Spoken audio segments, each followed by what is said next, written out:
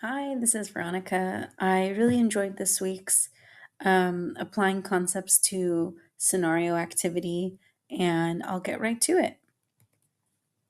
Uh, as a reminder, the scenario I'll be going over is the blue algae outbreak that has caused duck deaths, public health concern, and recreation closures. This is having an impact of the lake being closed, impacting visitors and wildlife, and surrounding recreation facilities like pedal boats, sailing, and swimming in the lake. This is going to impact around 500 to 1,000 weekly visitors, and as I mentioned, there'll be a closure of boating, fishing, and recreation activities. Within the first 3 minutes, management is going to close the lake and implement procedures of the responses, and leadership will provide direction and reassurance. This is applying the leadership versus management that was referenced in chapter 1. And according to Dowell, an organization adheres to deadlines, rules, and procedures to avoid consequences. And leadership, the difference between, that is, as I mentioned, the first few were management. Leadership, this shifts to keeping excellent people engaged and motivated through strong leadership. The first part is closing the lake, which is management. Leadership is providing um, that support to keep the managers engaged with the issue. Uh, the second action is the director is going to adapt their style to the level of uncertainty and urgency of this crisis. This is applying situational leadership discussed in chapter 2. And according to Marzena, they can have a directive or supportive approach, which is going to change based on who they're working with and filling in the gaps of what's going to be best for each individual. At the 3 hour mark, we're having our Parks and Neighbors specialist, our PANS team.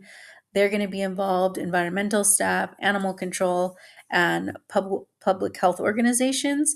They're all going to be contributing, and this is linked to Chapter 5 in distributed leadership.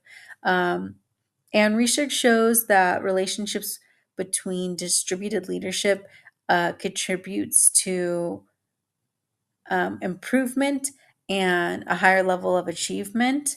Um, and which, these different segments of groups all have different expertise, and they're going to be able to contribute and lead in their own section. Leaders, with the second half of at the 3 hour mark, leaders are going to use their expertise and authority to coordinate agencies and gain compliance. This is referencing Chapter 7, Leadership as Power. And Raven mentions the definition of what leadership as power looks like, where expert power stems from B's perception that possesses knowledge or expertise in this designated area. So the perceived leader has this perceived authority, and because of that, they're able to implement and have their organization's trust. At day 3, we're focusing on the Recreation Services Coordinator, who's going to be really in the weeds with the issue. They're going to be a communicator, conduit, problem solving, building partnerships and coalitions, and making uh, those action item decisions of how they're going to respond to this crisis. And this is referencing Chapter 8, Leadership Competencies. Um, as building these relationships is going to build the capacity for this recreation services coordinator to work those muscles as a leader and build out the capacity for them. They're also going to be testing the water tests, following up with water testing updates, communicating to the public, and curating those messages of what would be appropriate, what's not, and how they're going to formulate that message to the public. And this is in regards to chapter 2 and 8, situational leadership and competency leadership.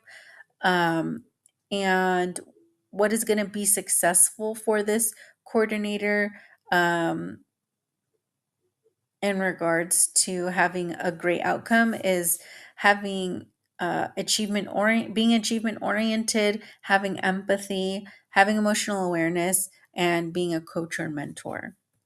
Lastly, at 3 weeks, uh, finally, the director, they're going to be closing up the project, inspiring staff, giving them a pat on the back, restoring that morale for the next crisis. So they're going to be strengthening that organizational flow. And this is transformational leadership. And what transformational leadership is creating a value driven culture with that inquiry, with that aspect of inquiry, having a curiosity to learn so that they can have a better quality result. And this is going to involve a debrief on behalf of the director, evaluating the response. How did the plan go? Do we need to build trust anywhere? Also, transformational leadership, being flexible. And ultimately, this is from an article from Lowry Hart. It shared a really great story that it isn't just about delivering the information of we got it done in 3 weeks and we cleared it by 30%. It's not just about the information and the numbers.